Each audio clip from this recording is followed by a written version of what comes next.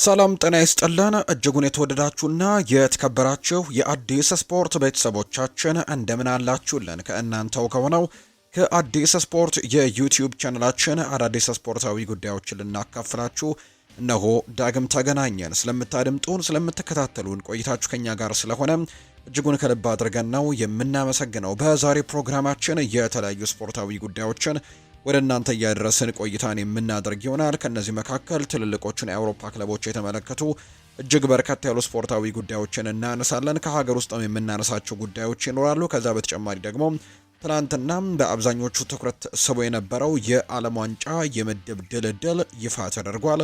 እሱንም ጉዳይ የተመለከተ መረጃን ወደ እናንተም የምናደርስ ነው የሚሆነው። ዛሬም የሚደረጉ ጨዋታዎች ያሉ የተወዳጁ እንግሊዝ ፕሪሚየር ሊግ 15ኛው ሳምንት እና በሌሎች ሊጎችም የሚደረጉ መርሃ ግብሮች ይኖራሉ። እነሱንም ጨዋታዎች እየተመለከትን ቆይታችንን የምናደርግ ነው የሚሆነው። እስከ ፕሮግራማችን ፍጻሜ ድረስ አብራችሁን ቆዩ። ቪዲዮአችንን ላይክ፣ ቻናላችንን ሰብስክራይብ እያደረጋችሁ ቆይታችሁን ከኛ ጋር እንድታደርጉ ነው በአክብሮት የምጋብዘው። ከመሸጋገሪያ በኋላ በድጋሚ ተመልሰን እንገናኛለን። አብራችሁን ቆዩ።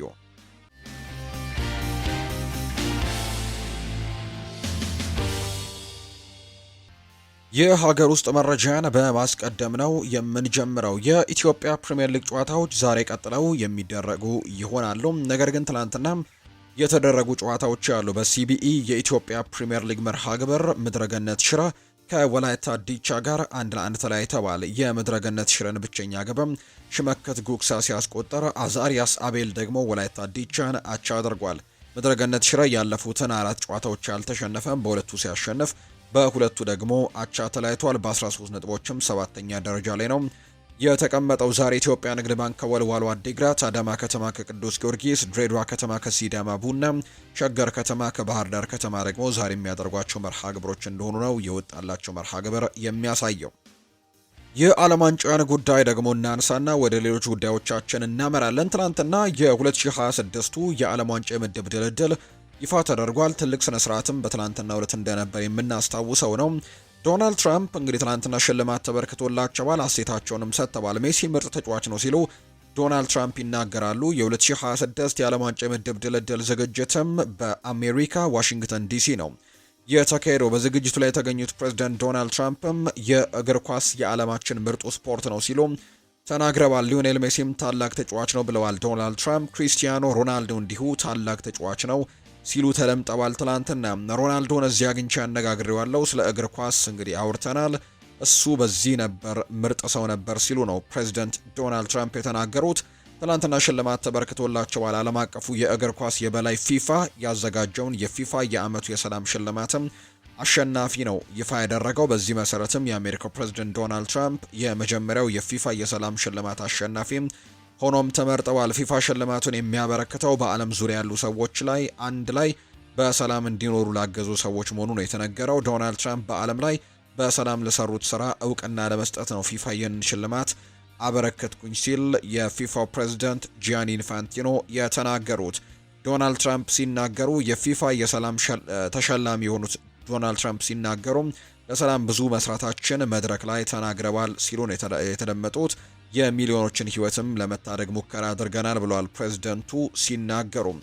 እንዲሁ ደግሞ እግር ኳስ የተለየ ስፖርት አይነት መሆኑን የጠቆሙት ፕሬዝዳንቱ አይታችሁ የማታውቁት ዝግጅት በአሜሪካ በዓለም ዋንጫ ትመለከታላችሁ ሲሉ ነው የተናገሩት። ቀጣዩ የ2026 ዓለም ዋንጫ ውድድር የፍጻሜ ጨዋታ እንግዲህ እረፍት ሰዓት ላይ ትዕይንቶች እንደሚኖሩ ይፋ ተደርጓል።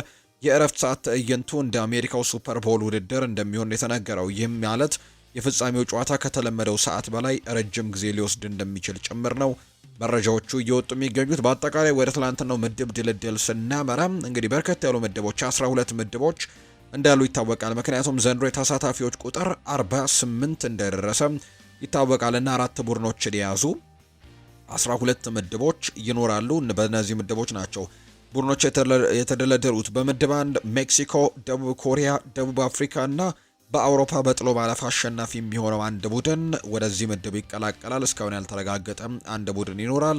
ከዛ ውጪ ምድብ 2 ላይ ካናዳ፣ ስዊዘርላንድ፣ ካታር እንዲሁ ደግሞ የአውሮፓ የጥሎ ማለፍ ሌላ ተወዳዳሪ አንደኛው ቡድን እዚህ ላይ ይቀላቀላል። ማጣሪያውን ያልተጠናቀቀ በመሆኑ ነው ይሄ እንግዲህ እየወጣ የሚገኘው። ምድብ 3 ላይ ብራዚል፣ ሞሮኮ፣ ስኮትላንድ እና ሃይቲ በዚህም በምድብ 3 ተደልድለዋል። ምድብ 4 ላይ አሜሪካ፣ አውስትራሊያ፣ ፓራጓይ እና እንግዲህ ከቱርክ፣ ከሮሜኒያ፣ ከስሎቫኪያ እና ከኮሶቮ እነዚህ ማጣሪያ ላይ ያሉ ብሔራዊ ቡድኖች ናቸው። ከነዚህ አንዳቸው ያሸነፈው ይህንን ምድብ ነው የሚቀላቀለው። ቱርክ፣ ሮሜኒያ፣ ስሎቫኪያ እና ኮሶቮ እርስ በርስ ጨዋታ ያደርጉና አንዳቸው እዚህ ምድብ ላይ ይቀላቀላሉ። ምድብ 5 ላይ ጀርመን፣ ኢኳዶር፣ ኮት ዲቮር እና ካራኳ ተካተዋል። ምድብ 6 ላይ ኔዘርላንድ፣ ጃፓን፣ ቱኒዚያ እና እንዲሁ ደግሞ በማጣሪያ ውድድር ላይ የሚገኙት ዩክሬን፣ ስዊድን፣ ፖላንድ እና አልቤኒያ ከነዚህ አራቱ ሀገራት አንዱ አሸንፎ እዚህኛው ምድብ ላይ ይቀላቀላል። ምድብ 7 ላይ ቤልጅየም፣ ኢራን፣ ግብጽና ኒውዚላንድ ተገናኝተዋል። ምድብ 8 ላይ ስፔን፣ ዩራጓይ፣ ሳዑዲ አረቢያ እና ኬፕ ቨርድ እዚህ ምድብ ውስጥ ነው የሚገኙት። ምድብ 9 ፈረንሳይ፣ ሴኔጋል እና ኖርዌይ እንዲሁ ደግሞ በማጣሪያ ላይ ከሚገኙት ኢራቅ፣ ቦሊቪያ እና ሱሪናማ ከነዚህ አንዳቸው እዚህ ምድብ ላይ ይቀላቀላሉ። ምድብ 10 ላይ አርጀንቲና፣ ኦስትሪያ፣ አልጄሪያ እና ጆርዳን ይገኛሉ። ምድብ 11 ላይ ፖርቱጋል፣ ኮሎምቢያ እንዲሁ ኡዝቤኪስታን አሉ። ከዛ ውጪ አንደኛው ሀገር በማጣሪያ እዚህ ምድብ ውስጥ የሚገባለ ዲሞክራቲክ ሪፐብሊክ ኦፍ ኮንጎ፣ ጃማይካ ወይም ደግሞ ኒካልዶኒያ የተባሉት ሀገራት እነዚህ ሶስቱ ጨዋታቸውን ያደርጉና አሸናፊ ቡድን ይህንን ምድብ ነው የሚቀላቀለው። ምድብ 12 የመጨረሻው ምድብ ላይ እንግሊዝ፣ ክሮኤሺያ፣ ፓናማ እና ጋና ምድብ ድልድሉ ላይ ይፋ የተደረጉ ሀገራት ናቸው። እንግዲህ የበርካቶች ጥያቄ የሚሆነው ክሪስቲያኖ ሮናልዶ እና ሊዮኔል ሜሲ የመገናኘት እድል አላቸው ወይ የሚል ጥያቄ እየወጣ ይገኛልና አዎ የመገናኘት እድል አላቸው። መቼ ከተባለ ምድባቸውን ሁለቱም በአንደኝነት የሚያጠናቅቁ ከሆነ ለምሳሌ ያክል ምድብ 10 ላይ አርጀንቲና አንደኛ ደረጃን ይዛ የምታጠናቅቅ ከሆነና እንዲሁ ምድብ 11 ላይ ደግሞ ፖርቱጋል አንደኛ ደረጃን ይዛ የምታጠናቅቅ ከሆነ እስከ ሩብ ፍጻሜ መጓዝ ከቻሉ እነዚህ ሁለት ሀገራት ሩብ ፍጻሜ ላይ እርስ በርስ ነው የሚገናኙት። እርግጥ ነው ሩብ ፍጻሜ ላይ በጣም በርከት ያሉ እንግዲህ ጠንካራ ቡድኖች ሊገናኙ የሚችሉበት እድል ይኖራል ተብሎ ይታሰባል። አሁንም የምጠቅሳቸው ሀገሮች ምድባቸውን በአንደኝነት የሚያጠናቅቁ ከሆነ የሩብ ፍጻሜ ላይ እርስ በርስ የመገናኘት እድል አላቸው። ፈረንሳይና ኔዘርላንድ ሁለቱም ምድባቸውን በአንደኝነት የሚያጠናቅቁ ከሆነና ሩብ ፍጻሜ መድረስ የሚችሉ ከሆነ እርስ በርሳቸው ነው የሚገናኙት። ከዛ በተጨማሪ ስፔን እና ቤልጅየምም ምድባቸውን በአንደኝነት የሚያጠናቅቁ ከሆነ እነዚህ ሁለት ሀገራት በሩብ ፍጻሜው ላይ ይገናኛሉ። ብራዚል እና እንግሊዝም እንዲሁ በተመሳሳይ ምድባቸውን በአንደኝነት ማጠናቀቅ የሚችሉ ከሆነና ሩብ ፍጻሜ ከደረሱ እርስ በርሳቸው ነው ሩብ ፍጻሜ ላይ የሚገናኙት። እንዳልኩት ቅድም አርጀንቲና እና ፖርቱጋልም እንዲሁ አንደኛ ሆነው አጠናቀው ሩብ ፍጻሜ ላይ እርስ በርስ የመገናኘት እድል እንዳላቸው ነው መረጃዎቹ እያሳዩ የሚገኙት። ሌላኛው ከሚጠበቁት ነገሮች መካከል ደግሞ እንዲሁ ፈረንሳይ ምድብን ነው ከሚጠበቁ ምድቦች መካከል አንደኛው የሆነው። ምክንያቱም ምድብ 9 ላይ ፈረንሳይ፣ ሴኔጋል እና ኖርዌይ አንድ ምድብ ላይ የተደለደሉትና ኬሊያን ምባፔ በፈረንሳይ በኩልና እንዲሁ ኤርሊንግ ሃላንድ በኖርዌይ ብሔራዊ ቡድን በኩል እርስ በርስ የሚያደርጉት ትንቅንቅም በዚህ ምድብ ላይ በርካቶች በጉጉት ይጠብቁታል። ኖርዌይ እንግዲህ ከ28 ዓመታት በኋላ ወደ ዓለም ዋንጫው መመለሷ ይታወሳል። በዚህኛው በፈረንሳይ ምድብ ውስጥም እንድትገኝ አድርጓታልና ትልቅ ፉክክር በኬሊያን ምባፔና በኤርሊንግ ሃላንድ መካከልም እንመለከታለን ተብሎ ነው የሚታሰበው። በአጠቃላይ ትላንትና የነበረው የዓለም ዋንጫ የድልድል ስነ ስርዓትም ይህንን ይመስል ነበር። ዛሬ የሚደረጉ የተወዳጁ የእንግሊዝ ፕሪምየር ሊግ እና የሌሎችም የአውሮፓ ታላላቅ ሊጎች መርሃ ግብሮችን ደግሞ እንመልከት። ውድ ቤተሰቦቻችን ዛሬ የ15ኛ ሳምንት የተወዳጁ የእንግሊዝ ፕሪምየር ሊግ ጨዋታዎች ይደረጋሉ። በ14ኛው ሳምንት በሳምንቱ አጋማሽ በርከት ያሉ ጨዋታዎች እንደነበሩ የምናስታውሰው ጉዳይ ነው። አሁን ደግሞ በ15ኛው ሳምንት ዛሬ ጨዋታቸውን ያደርጋሉ። በጣም ተጠባቂ የሚባሉ መርሃ ግብሮች ናቸው ዛሬ የሚደረጉት። ከነዚህ መካከል አስተን ቪላ እና አርሰናል የሚያደርጉት ጨዋታ በርካቶች በጉጉት ከሚጠብቁት ጨዋታዎች መካከል አንደኛው ነው። ምክንያቱም ትልቅ ትንቅንቅ ይደረጋል ተብሎ ይታሰባል። አንደኛ ጨዋታው ቪላ ፓርክ ላይ የሚደረግ መርሃ ግብር እንደሆነ የምናውቀው ጉዳይ ነው። እንግዲህ አስተን ቪላዎች ደግሞ ባለፉት ሳምንታት በጣም ጥሩ የሚባሉ ጊዜያቶችን እያሳለፉ ነው። በሳምንቱ መጨረሻ እንኳን እንዲሁ በሳምንቱ አጋማሽ በ14ኛው ሳምንት ብራይተን ኤንድ ሆቭ አልቢዮንን ያሸነፉበት መርሃ ግብር እጅግ አስደናቂ ቡድን መሆናቸውን በድጋሚ አሳይተዋል። በመጀመሪያዎቹ 5 ጨዋታዎች ላይ የኡናይ ኤምሪ ቡድን ጎሎችን እንኳን ጭምር ማስቆጠር ያልቻለበት ጥቂት ጎሎችን ብቻ ያስቆጠረበትን አጋጣሚ የምናስታውሰው ጉዳይ ነው። በጣም አስቸጋሪ ጊዜያቶችን ነበር ሲያሳልፍ የነበረው። ነገር ግን ከዛ በኋላ ግን ያደረጋቸውን ተከታታይ ጨዋታዎች ግን በአሸናፊነት ሲያጠናቀቅ እንደነበር እናስታውሳለን። በመሃል ላይ በሊቨርፑል መሸነፉን እናስታውሳለን እንጂ ከዛ ውጭ ግን እነ ሲቲንም ጭምር አግኝቶ ያሸነፈበት መርሃ ግብሮች የቅርብ ጊዜ ትውስታዎቻችን ናቸውና በጣም ጥሩ ጊዜን እያሳለፈ ነው የሚገኘው የኡናይ ኤምሪ ቡድን አስተን ቪላና ለአርሰናል ትልቅ ተጋጣሚ ይሆናል ተብሎ ይታሰባል። አስተን ቪላ ሶስተኛ ደረጃ ላይ ነው የተቀመጠው 27 ነጥቦችን ሰብስቦ ሶስተኛ ደረጃ ላይ ተቀምጧል። ሁለተኛ ደረጃ ከተቀመጠው ማንቸስተር ሲቲ የ1 ነጥብ ልዩነት ነው ያለው። እንዲሁ ደግሞ ከአርሰናል ጋር ደግሞ የ6 ነጥብ ልዩነት እንዳለው ይታወቃልና ዛሬ የአሰልጣኝ እንግዲህ ኡናይ ኤምሪ ቡድን በጣም ትልቅ ፉክክርን ያደርጋል ተብሎ ይታሰባል። በዚህ ጨዋታ ላይ በአስተን ቪላ በኩል እነ ሞርጋን ሮጀርስ፣ እነ ኦሌ ዋትኪንስ፣ እነ ፓው ቶሬስ ሌሎችም ተጫዋቾች የሚጠበቁ ትልቅ ፉክክር ያደርጋሉ ተብሎ የሚታሰቡ ተጫዋቾች ይኖራሉ ተብሎ ነው የሚታሰበው። አርሰናልም ቢሆን ባለፉት ጨዋታዎች ላይ እንግዲህ ድሎችን እያደረገ የመጣ ቡድን ነው። ሊጉንም ቻምፒየንስ ሊጉንም እየመራ የሚገኘው ቡድን እንደሆነ ይታወቃል። ባደረጋቸው 14 የፕሪሚየር ሊግ ጨዋታዎች 10ሩን በድል ያጠናቀቀ ቡድን ነው። ካለፉት 5 ጨዋታዎች 2 አቻዎችን አስመዝግቧል። 3ቱን ጨዋታዎች ደግሞ በማሸነፍ ነው ያጠናቀቀው።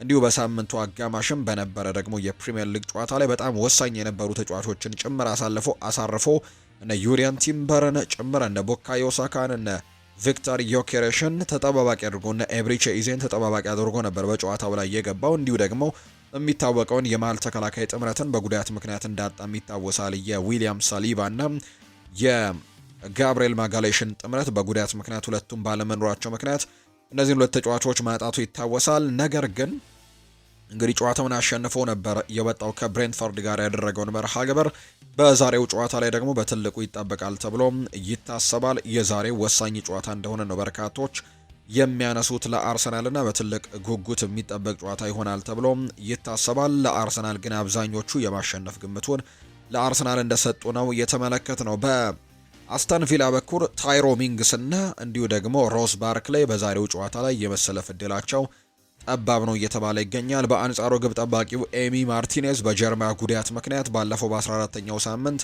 ከብራይተን ኤንድ ሆቭ አልቢዮን ጋር በነበረው ጨዋታ ላይ ሜዳ ላይ አልተመለከትነውም። ነገር ግን በዛሬው ጨዋታ ላይ ሊመለስ የሚችልበት እድል አለ። ነገር ግን አጠራጣሪ እንደሆነ የሚያሳዩ መረጃዎች ናቸው የወጡት። ነገር ግን ምንም የተረጋገጠ ነገር እንደሌለ ነው ዘገባዎች የሚያሳዩት። በአንጻሩ በአርሰናል በኩል ጋብሪኤል ማጋሌሽ እና ካይ ሃቨርትስ በዛሬው ጨዋታ ላይ እንደማይኖሩ የተረጋገጡ ተጫዋቾች ናቸው። የክሪስቲያን ሞስክዌራ፣ የዴክላን ራይስ፣ ዊሊያም ሳሊባ እና ሊያንድሮ ትሮሳርድ ጉዳይ ግን ያልተረጋገጠ ነው። ሊሰለፉ የሚችሉበት እድል እንዳለ ጭምር ይታወቃል። ክሪስቲያን ሞስክዌራ በሳምንቱ አጋማሽ በነበረ ጨዋታ ነው በመጀመሪያው 45 የጨዋታ ክፍለ ጊዜ በጉዳት ምክንያት ተቀይሮ ሲወጣ የተመለከተ ነው። እንዲሁ ደግሞ ዴክላን ራይስም ካልፊን ጁሪ አጋጥሞት ነበር። እሱም የተወሰነ ቀለል ያለ ጉዳት እንደሆነ ተነግሯል። ነገር ግን ትናንትና አሰልጣኝ ሚኬል አርቴታ ጋዜጣዊ መግለጫ ሲሰጡ ግን ነገ እንመለከተዋለን ሁሉንም ነገር ሲሉ ጭምር ነው የተናገሩት እንጂ ግልጽ አድርገው ዴክላን ራይስ ጨዋታው ላይ ይሰለፋል የሚል አይነት ሀሳብን ሳያጋሩ ነበር ያለፉት። ነገር ግን ዴክላን ራይስ ግን እኔ ምንም አልሆንኩም፣ ደህና ነኝ፣ እሰለፋለሁ፣ በቀጣዩ ጨዋታ ላይ እንገኛለን ሲልም ጭምር ነበር ዴክላን ራይስ የተናገረውና በዛሬው ጨዋታ ላይ ይኖራል አይኖርም የተረጋገጠ ነገር ባይኖርም የመኖር እድሉ ግን ትልቅ እንደሆነ ነው መረጃዎች የሚያሳዩት። የዊሊያም ሳሊባም ጉዳይ ተመሳሳይ ነው። በዛሬው ጨዋታ ላይ የመመለስ እድል ይኖረዋል ተብሎ ይታሰባል። ሊያንድሮ ትሮሳርድም ተመሳሳይ አይነት እንግዲህ ነገሮች እንደገጠሙት ነው መረጃዎች እያሳዩ የሚገኙትና የዛሬው ጨዋታ በትልቅ ጉጉት የሚጠበቅ ጨዋታ ይሆናል። ቪላ ፓርክ ላይ የሚደረግ መርሃ ግብር ነው። ይህ ጨዋታ ደግሞ ቀን 9 ሰዓት ከ30 ሲል የሚደረግ መርሃ ግብር እንደሆነ ነው የወጣላቸው መርሃ ግብር የሚያሳየው። እንግዲህ ይሄ ነው ቀዳሚው ጨዋታ በምሳ ሰዓት ቀዳሚ የሚደረገው መርሃ ግብር ይሄኛው ነው።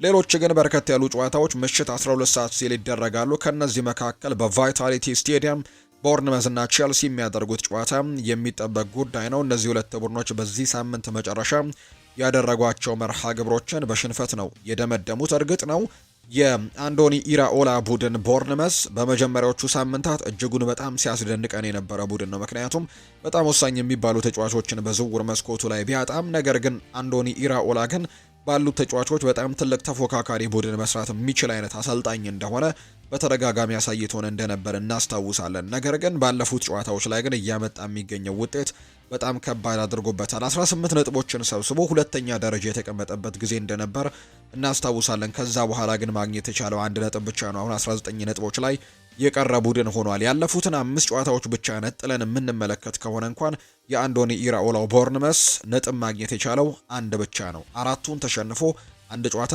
አቻ መውጣት የቻለበትን አጋጣሚን የተመለከትነውና አሁን ላይ ደረጃቸውም እያሽቆለቆለ ይገኛል። 14ኛ ደረጃ ላይም ነው የተቀመጡት። እንግዲህ ከ14ቱ ጨዋታዎች 5ቱን አሸንፈው 5ቱን ተሸንፈው 4ቱን ባቻ ውጤት ያጠናቀቁበትን አጋጣሚ የተመለከትነውና በዚህ በጥቂት ሳምንታት ውስጥ ያመጡት የውጤት መንሸራተት ካልሆነ በስተቀር አንዶኒ ኢራኦላ በጣም አሪፍ አሰልጣኝ እንደሆነና ድንቅ ቡድን እንደሚሰራ በርካቶች ያነሱለታል። ቦርንመዝ ባለፉት ጨዋታዎች ላይ ግን ውጤት እያመጣና ድል እየቀናው እንዳልሆነ ነው የተመለከትነው። ሌላኛው ቼልሲ ነው። የዛሬው ተጋጣሚ በቫይታሊቲ ስቴዲየም ከቼልሲ ጋር ነው ጨዋታውን ምሽት 12 ሰዓት ሲል የሚያደርገው። ቦርንመዝ እና ቼልሲም ቢሆን ባለፉት 2 ጨዋታዎች ማሸነፍ አልቻለም። ከአርሰናል ጋር አቻ ወጥቶ በሳምንቱ አጋማሽ ደግሞ በሊድስ ዩናይትድ 3-1 መሸነፉን እናስታውሳለን። የዛሬው ጨዋታ እንዲጠበቅ ያደርገዋል። ይሄ ነገር ደግሞ ትልቅ ፉክክርም ይደረግበታል ተብሎ ይታሰባል። ቼልሲ ወደ አሸናፊነቱ ይመለሳል ወይ? በትልቅ ጉጉት የሚጠበቅ ጨዋታ ነው። በተለይ ከአርሰናል ጋር አቻ ከወጡ በኋላ በጣም በርካቶች በተለይ በ10 ተጫዋች ከመሆኑ ጋር በተያያዘ በርካቶች ቼልሲ ለዋንጫዎች ግምት ከሚሰጧቸው ቡድኖች መካከል አንደኛው ነው የሚሉ አይነት ሀሳቦችን ሲያነሱ እንደነበር እናስታውሳለን። ነገር ግን በሊድስ ዩናይትድ ከተሸነፉበት ጨዋታ በኋላ ግን ወጥነት ያለው ነገር እንዳልሆነ በርካቶች ያነሳሉና የቼልሲ አቅም 4 ውስጥ ገብቶ ለማጠናቀቅ መሞከር ነው የሚሉ አይነት ሀሳቦች ጭምር እየተሰጡበት ነውና 24 ነጥቦችን ሰብስቦ 4ኛ ደረጃ ላይ የተቀመጠ ቡድን ነው። እንግዲህ ከዚህ በኋላ ለቼልሲ አንድ ጨዋታ መሸነፍ የደረጃ ሰንጠረዡ ላይ እንግዲህ ቁልቁል ሊወስደው እንደሚችል ይገመታል። ለምሳሌ ያክል ቼልሲ ዛሬ አራተኛ ደረጃ ላይ ነው የሚገኘውና የዛሬውን ጨዋታ የሚሸነፍ ከሆነ 24 ነጥቦች ላይ የሚቀር ይሆናል። ነገር ግን እስከ 10ኛ ድረስ የመውረድ እድሎች ሊገጥሙት ይችላሉ። ምክንያቱም 10ኛ ደረጃ ላይ የሚገኘው ኤቨርተን 21 ነጥብ ነው ያለውና እኩል ከቼልሲ እኩል አንድ ጨዋታ ካሸነፈ ማግኘት የሚችልበት ቼልሲ አንድ ጨዋታ ላይ ነጥብ የሚጥል ከሆነና እነዚህ ቡድኖች ማሸነፍ የሚችሉ ከሆነ 10ኛ ደረጃ ድረስ በአንድ ጨዋታ ምክንያት ሊወርድ የሚችልበት እድሉ አለውና በጣም የተጠጋጋ የውድድር ዓመትን ነው እየተመለከትን የምንገኘው። ምክንያቱም 4ኛ ደረጃ ላይ ቼልሲ ይገኛል። 5ኛ ፓላስ ነው በ1 ነጥብ ነው የሚያንሰው። 6ኛም ሰንደርላንድ ነው በ1 ነጥብ ነው የሚያንሰው። 7ኛ ደረጃ ላይ የተቀመጠው ብራይተን፣ 8ኛ ማንቸስተር ዩናይትድ፣ 9ኛ ሊቨርፑል ናቸው የተቀመጡትና እነዚህ ቡድኖች ደግሞ በ2 ነጥብ ነው ከአራተኛው የሚያንሱትና በጣም የተጠጋጋ እንግዲህ የደረጃ ሰንጠረዥን እየተመለከትን እንገኛለንና አንድ ጨዋታን ማሸነፍና አንድ ጨዋታን መሸነፍ በጣም ትልቅ ለውጦችን በደረጃ ሰንጠረዡ ላይ እንደሚያመጣ እየተመለከትን እንገኛለን። ዛሬ ቼልሲ በቫይታሊቲ ስቴዲየም ከቦርንመዝ ጋር ነው ጨዋታውን የሚያደርገው ምሽት 12 ሰዓት ሲል ይህ መርሃ ግብር ይደረጋል። ሌላኛው ኤቨርተን እና ኖቲንግሃም ፎረስት የሚያደርጉት ጨዋታ ይጠበቃል። በኤቨርተን ሜዳ የሚደረግ መርሃ ግብር እንደሆነ ነው የምናውቀው። ይህ ጨዋታ ምሽት 12 ሰዓት ላይ ከሚደረጉ መርሃ ግብሮች መካከል አንደኛው ነው። ኤቨርተን በተለይ ደግሞ ማንቸስተር ዩናይትድን ካሸነፈ በኋላ እንግዲህ በኒውካስል ዩናይትድ ተሸንፎ ነበር። ነገር ግን በሳምንቱ አጋማሽ ያደረገውን ጨዋታ በጃክ ግሪሊሽ ብቸኛ ጎል 1-0 አሸንፎ እንደነበር እናስታውሳለን። 10ኛ ደረጃ ላይ ነው የተቀመጠው። በአንጻሩ ደግሞ የሾን ዳይቹ ኖቲንግሃም ፎረስት እንግዲህ ከወራጅ ቀጠናው እየወጣ ይገኛል። እየራቀም ነው የሚገኘው። ወራጅ ቀጠናው ላይ ከ2 ሳምንታት በፊት እንደነበር እናስታውሳለን። አሁን ግን ተደጋጋሚ ጨዋታዎችን ማሸነፉን ተከትሎ ለምሳሌ ያክል ባለፉት 5 ጨዋታዎች የተሸነፈው አንድ ጨዋታ ብቻ ነው። ባለፉት 4 ጨዋታዎች ደግሞ 3ቱን ድል አድርጓል። ስለዚህ አሁን 16ኛ ደረጃ ላይ ከወራጅ ቀጠናውም እየራቀ እንደሚገኝ ነው የተመለከትነው። ዛሬም ጨዋታውን ያደርጋል ምሽት 12 ሰዓት ሲል በኤቨርተን ሜዳ የሚደረግ ጨዋታ ነው። ሌላኛው ኒውካስል ዩናይትድ በሴንት ጄምስስ ፓርክ ስቴዲየም የወራጅ ቀጠና ላይ የሚገኘውንና አዲስ አዳጊውን በርንሌይን የሚገጥምበት ጨዋታ የሚደረግ ነው የሚሆነው። የኤዲሃው ኒውካስል ዩናይትድ ዘንድሮ ወጥነት የጎደለው ቡድን እንደሆነ እየተመለከትን ነው። አንድ ጨዋታን ያሸንፋል። ከዛ ደግሞ በቀጣዩ ደግሞ ጥሩ ነገሮች ሳይገጥሙት ሲቀሩ እየተመለከትን እንገኛለንና አሁንም ቢሆን በደረጃ ሰንጠረዡ 12ኛ ደረጃ ላይ የተቀመጠ ቡድን ነው። መሻሻሎችን እያሳየ ቢሆንም ነገር ግን ኒውካስል ዩናይትድ በእርግጥ በሌሎችም የውድድር ዓመታት ዘግየት ብሎ ወደ ውድድሩ እንደሚገባ ወይም ደግሞ በመጀመሪያዎቹ ሳምንታት የሚቸገር አይነት ቡድን እና ከዛ በኋላ ግን ቶሎ ወደ ፉክክሩ የሚመለስ አይነት ቡድን እንደሆነ ይታወቃል። ነገር ግን አሁን 12ኛ ደረጃ ላይ ተቀምጦ ነው የዛሬውን ጨዋታ የሚያደርገው። ወራጅ ቀጠናው ላይ የሚገኘው በርንሌይ በጣም ትልቅ ሪስክ ውስጥ ያለ ቡድን ነው። ያለፉትን 5 ጨዋታዎች በሙሉ ተሸንፏል። 10 ነጥቦችን ሰብስቦ 19ኛ ደረጃ ላይ የተቀመጠ ቡድን ነውና ላለመውረድ እንግዲህ ትልቅ ትንቅንቅ ማድረግ ይጠበቅበታልና 19ኛ ደረጃ ላይ ነው የሚገኘው። ዛሬ ደግሞ ከኒውካስል ዩናይትድ ጋር ሊያውም በሴንት ጄምስስ ፓርክ ጨዋታውን ያደርጋል። ቶማስ ፍራንክ አደጋ ውስጥ እንዳሉ ይታወቃል። ቶተንሃም ሆትስፐርስ ደግሞ ዛሬ በሜዳው እንግዲህ ቶተንሃም ሆትስፐርስ ስቴዲየም ከብሬንትፈርድ ጋር የሚያደርጉት ጨዋታ ከቀድሞ ክለባቸው ጋር የሚያደርጉት ጨዋታ በትልቅ ጉጉት እንዲጠበቅ አድርጎታል። ምክንያቱም አሰልጣኝ ቶማስ ፍራንክ ጥሩ ጅምርን አድርገው የነበረ ቢሆንም ነገር ግን ባለፉት 5 ጨዋታዎች ግን 3ቱን ተሸንፈው 2ቱን አቻ ወጥተዋል። አንድም ጨዋታ ማሸነፍ ያልቻሉበትን አጋጣሚ ነው እየተመለከት ነው። በአጠቃላይ ቶተንሃም ሆትስፐርስ ዘንድሮ ባደረጋቸው 14 ጨዋታዎች የተሸነፈው 5 ጨዋታ ነው።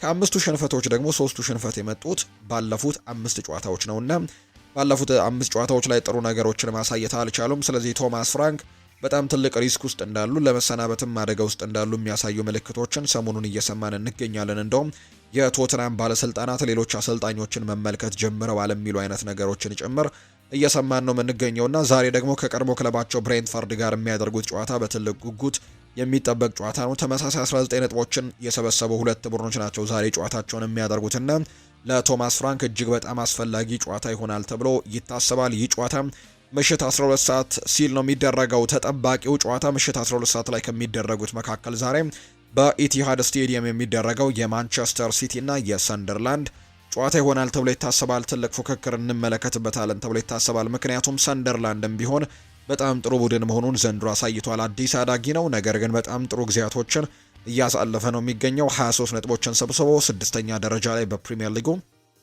የተቀመጠ ቡድን እንደሆነ የሚታወቅ ነውና ትልቅ ትንቅንቅን ያደርጋል ተብሎ ይታሰባል። በእርግጥ እንደ ጅማሬዋቸው አይደለም አሁንም እየተጓዙ የሚገኙት። ካለፉት 5 ጨዋታዎች አንድ ጨዋታ ብቻ ነው ማሸነፍ የቻለው ሰንደርላንድና ነገር ግን አሁንም ቢሆን ግን ጠንካራ ቡድን እንዳላቸው በደንብ አሳይተዋል። በሳምንቱ አጋማሽም ከሊቨርፑል ጋር አቻ የወጡበትን አጋጣሚ ተመልክተናልና የማሸነፍም እድሉ ነበራቸው። ነገር ግን በሰንደርላንድ ባቸው ውጤት ነበር ጨዋታውን ያጠናቀቀውና ለዋንጫው ፉክክሩ ደግሞ በትልቁ ትንቅንቅ እያደረገ ከሚገኘው ማንቸስተር ሲቲ ጋር ዛሬ ጨዋታቸውን ያደርጋሉ። ማንቸስተር ሲቲ በዚህ ሰዓት ነጥብ ለመጣል የማይቻል ይመስላል። ምክንያቱም አርሰናል በጠንካራነቱ ነው እየቀጠለ የሚገኘውና አሁንም ከአርሰናል ጀርባ ሆኖ ለመተንፈስ የግድ ጨዋታዎችን እያሸነፈ መምጣትና አርሰናሎች ነጥብ እስኪጥሉ ለመጠበቅም ፍላጎቱ እንዳላቸው ነው በማንቸስተር ሲቲ በኩል የሚነገረውና ትልቅ ትንቅንቅ ያደርጋሉ ተብሎ ይታሰባል። ከአርሰናል በ5 ነጥብ ዝቅ ብለው ሁለተኛ ደረጃ ላይ እንደተቀመጡ ይታወቃልና ዛሬ ግን ትልቁን ፈተና በሜዳቸው ኢቲሃድ ስቴዲየም ከሰንደርላንድ ጋር ያደርጋሉ። ያለፉት 2 ጨዋታዎች ለማንቸስተር ሲቲ በጭንቅ ውስጥ ሆነው ያሸነፏቸው ጨዋታዎች እንደነበሩ እናስታውሳለን። በሳምንቱ አጋማሽ 5-1 በሆነ ውጤት እየመሩ ፉልሃምን ከዛ በኋላ 5-4 ያለቀውን ጨዋታ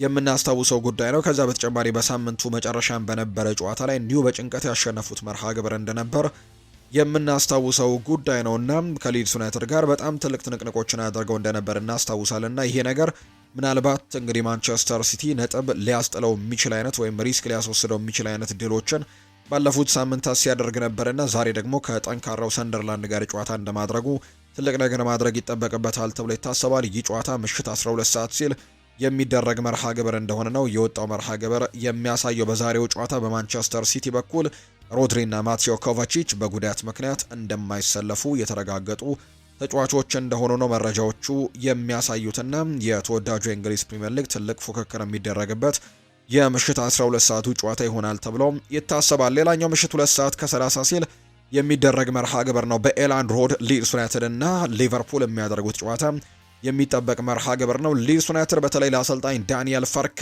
አንድ ጉዳይ ተነግሯቸው እንደነበር ይታወሳል። ቀጣዮቹ 2 ጨዋታዎች የተሰጠ የመጨረሻ እድል ነው ተብሎ ነበር። እነዚህ 2 ጨዋታዎች ደግሞ በጣም ጠንከር ያሉ መርሃ ግብሮች ነበሩ። ከቼልሲ እና ከሊቨርፑል ጋር ነበር። አንደኛውን ጨዋታ ሚሽን አኮምፕሊሽ ያደርገውታል ወይም ደግሞ ጨዋታውን በትክክል አሸንፈው እንግዲህ አንደኛውን ሚሽን ተወጥተውታል። ቀጣዩ ደግሞ የዛሬው ጨዋታ ነው። ከሊቨርፑል ጋር የሚያደርጉት ጨዋታም ለዳንኤል ፈርከ ለመቆየት በጣም ትልቅ እድል ይሆናቸዋል ተብሎ ይታሰባል። በእርግጥ ወራጅ ቀጠናው ላይ ነበር ቼልሲን ሲገጥም የነበረው። ቼልሲን አሸንፎ ግን ከወራጅ ቀጠናው መውጣት ችሏል። ዛሬ ደግሞ ከሊቨርፑል ጋር በጣም ወሳኝ የሚባል መርሃ ግብር የሚያደርግ ነው የሚሆነው።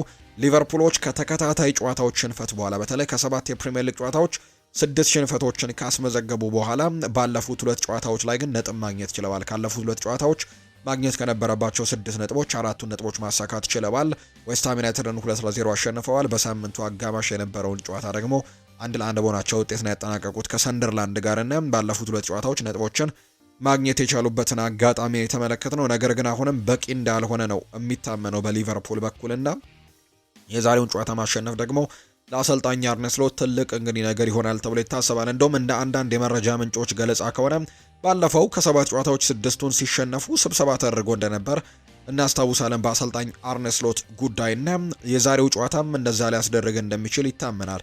ዛሬ በሊድስ ዩናይትድ የሚሸነፉ ከሆነ ነገ ወይም ከነገ በስቲያ የሊቨርፑል አመራሮች በድጋሚ ስብሰባ ተቀምጠው በአርነ ስሎት ጉዳይ ላይ በትክክል እንደሚነጋገሩ ውሳኔም እንደሚያሳልፉ የሚያሳዩ መረጃዎች እየወጡ ነውና ዛሬ ለሁለቱም አሰልጣኞች ትልቁ ጨዋታ ይሆናል ተብሎ ይታሰባል። ሊቨርፑል እና ሊድስ ዩናይትድ በኤላን ሮድ የሚያደርጉት መርሃ ግብር በትልቁ የሚጠበቅ ጨዋታ ይሆናል ተብሎ ይታሰባል። ይህ ጨዋታ ምሽት 2 ሰዓት ከ30 ሲል ይደረጋል። ሊቨርፑል 22 ነጥቦችን ሰብስቦ 9ኛ ደረጃ ላይ ሲቀመጥ ሊድስ ዩናይትድ በ14 ነጥቦች እንግዲህ ባለፈው ጨዋታን ማሸነፉን ተከትሎ ከወራጅ ቀጠና ወጥቶ 17ኛ ደረጃ ላይ የተቀመጠበትን ውጤት ነው ያስመዘገበውና የዛሬው ጨዋታ በትልቅ ጉጉት እንዲጠበቅም አድርጎታል። እንግዲህ በሊቨርፑል በኩል በዛሬው ጨዋታ ላይ ባጄቲች እንዲሁ ደግሞ ፍሪምፖንግ፣ ጂኦቫኒ ሊዮን በዛሬው ጨዋታ ላይ የማይኖሩ ተጫዋቾች ናቸው። ኮነር ብራድላይ ግን በዛሬው ጨዋታ ላይ ሊመለስ እንደሚችል ግምቶች አሉ። በሊድስ ዩናይትድ በኩል ዶሚኒክ ካልቨር ልዊን እና ነሜቻ በዛሬው ጨዋታ የመሰለፍና ያለመሰለፍ ነገራቸው ያልተረጋገጡ ተጫዋቾች እንደሆኑ መረጃዎች እያሳዩ የሚገኙት። ዛሬ የሚደረጉ የተወዳጁ የእንግሊዝ ፕሪምየር ሊግ 15ኛ ሳምንት ተጠባቂ ጨዋታዎች ደግሞ እነዚህን ነው የሚመስሉት። በአንጻሩ በሌሎች ሊጎች የሚደረጉ መርሃ ግብሮችን እንመልከት። በስፓኒሽ ላሊጋ ዛሬ ቪያሪያል እና ሄታፌ ጨዋታቸውን ያደርጋሉ። ዲፖርቲቮ አላቬስ ከሪያል ሶሴዳድ፣ ሪያል ቤቲስ ከባርሴሎና፣ አትሌቲክ ቤልባኦ ከአትሌቲኮ ማድሪድ የሚያደርጓቸው ጨዋታዎች ዛሬ በትልቅ ጉጉት የሚጠበቁ ጨዋታዎች እንደሆኑ ነው መረጃዎች የሚያሳዩት። በጣሊያን ሴሪኤ ሳሶሎ ከፊዮረንቲና፣ ኢንተር ሚላን ከኮሞ፣ ቬሮና ከአታላንታ የሚያደርጓቸው ጨዋታዎችም እንዲሁ ይጠበቃሉ።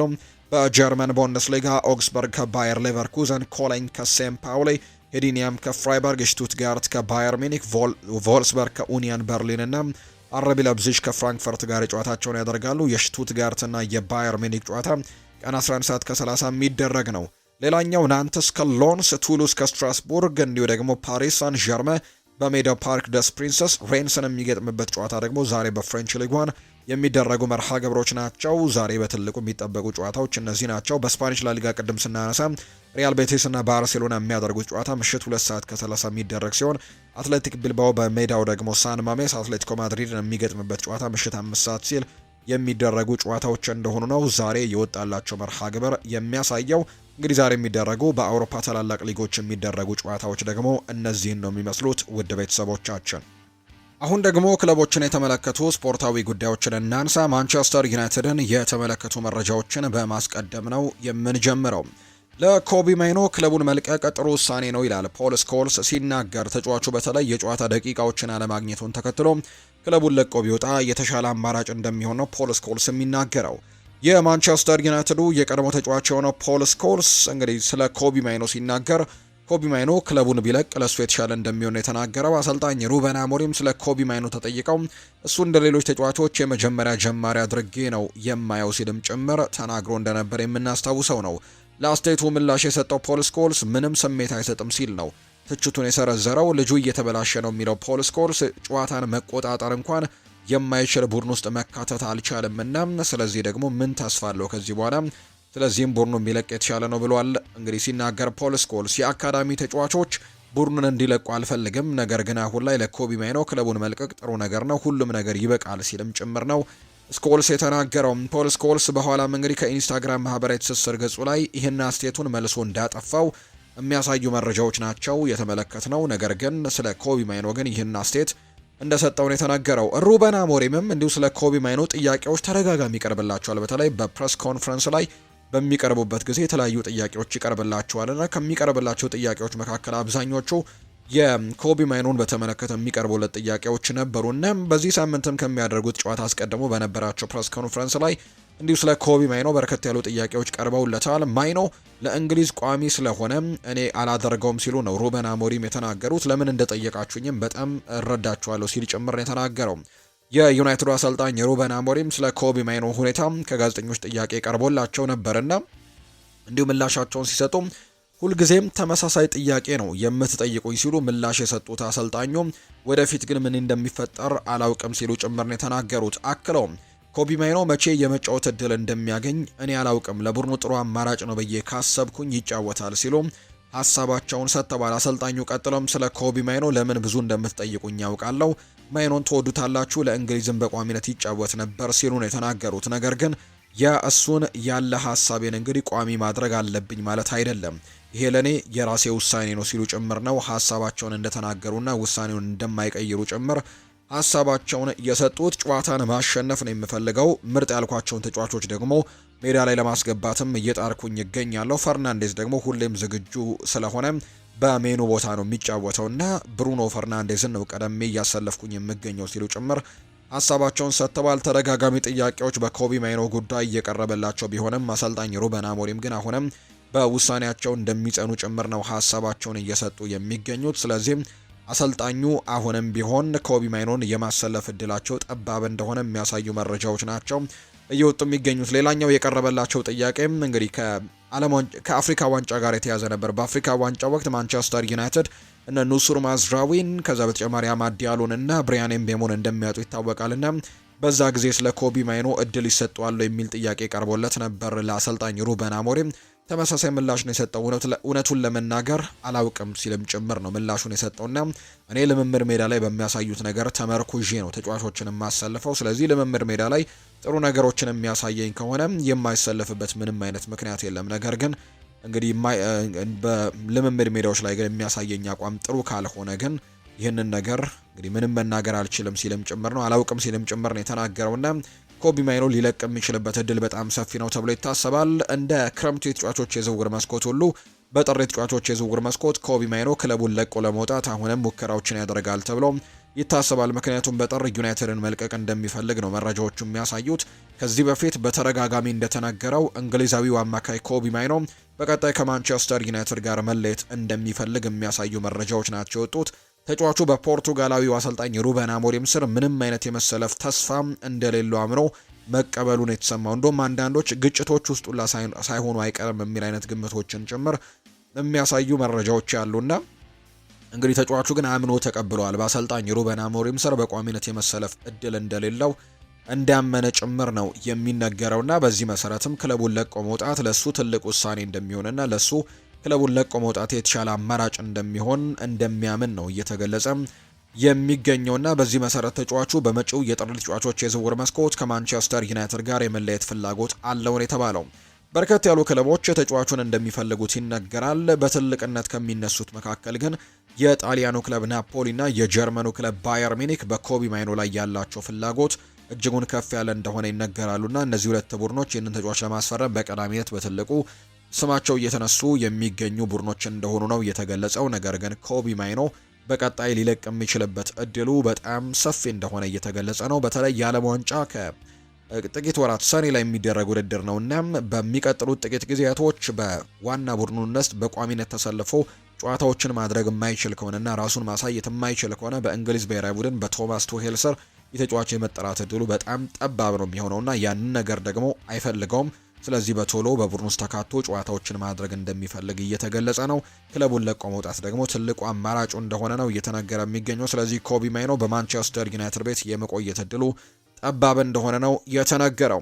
ብሩኖ ሚጌል ፈርናንዴዝ ዘንድሮ በማንቸስተር ዩናይትድ ማሊያም እንግዲህ ከሚታወቅበት ቦታ ወደ ኋላ ፈግፍጎ እየተጫወተ እንደሆነ እናውቃለን። ባለፉት ጥቂት ዓመታት የተጫዋች ውጤታማ የነበረው በ10 ቁጥር ሚና ላይ እንደነበር እናስታውሳለን። ዘንድሮ ግን በ10 ቁጥር ሚና ላይ ሁለት ተጫዋቾች መፈረማቸውን ተከትሎ ያንን ቦታ አጥቶታል ብሩኖ ሚጌል ፈርናንዴዝ እና ከምቾት ቀጠና ወይም ጥሩ ከሚያደርግበት ዞን ወደ ኋላ ፈግፍጎ ነው እየተጫወተ የሚገኘው። ዘንድሮ የውድድር ዓመት ላይ በርካቶችም በዚህ ምክንያት ጥሩ ነገሮችን እያሳየ አይደለም የሚሉ ሀሳቦችን እየሰነዘሩ ይገኛሉ። ነገር ግን ቁጥራዊ ነገሮችን ከተመለከተን ግን በየጨዋታው ጥሩ የሚባሉ የጨዋታ ሬቲንጎችን የሚያገኝ ተጫዋች ሆኗል። ለምሳሌ ያክል በአማካይ በጨዋታ ዘንድሮ ከ7.83 በላይ የጨዋታ ሬቲንግ ያገኛል። ይህም ደግሞ በሊጉ ከሚገኙ አማካዮች በሚያገኘው ሬቲንግ አንደኛ ደረጃ ላይ አስቀምጦታል። ብሩኖ ሚጌል ፈርናንዴዝን ብዙ የጨዋታ ጥሩ ሬቲንጎችን በማግኘት ከቀዳሚዎቹ መካከል አንደኛው አድርጎታል።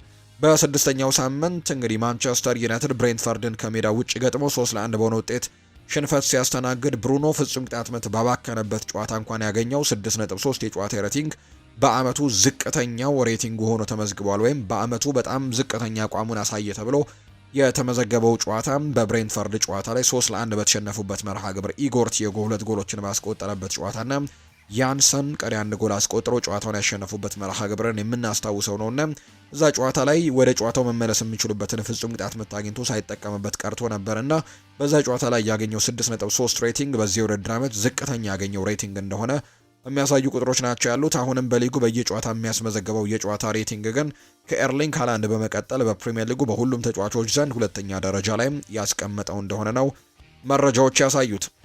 በማንቸስተር ዩናይትድ በኩል በጣም በትልቁ ተስፋ አላቸው ተብለው ከሚታሰቡ ታዳጊ ተጫዋቾች መካከል አንደኛው ጄጄ ጋብሪኤል ነው።